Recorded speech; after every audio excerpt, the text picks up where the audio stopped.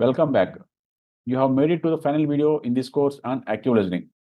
That says a lot about your commitment to becoming a better communicator.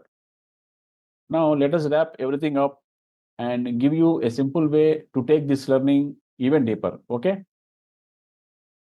Now, it is your turn to reflect. I have prepared a simple reflection worksheet to help you bring this learning into your real life. Okay? You will find this resource sheet attached in the resource section below this video. Okay? There are two documents attached in the resource section.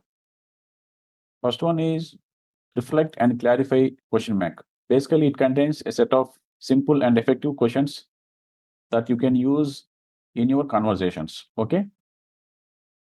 The second document is the worksheet for doing the reflection activity. Okay.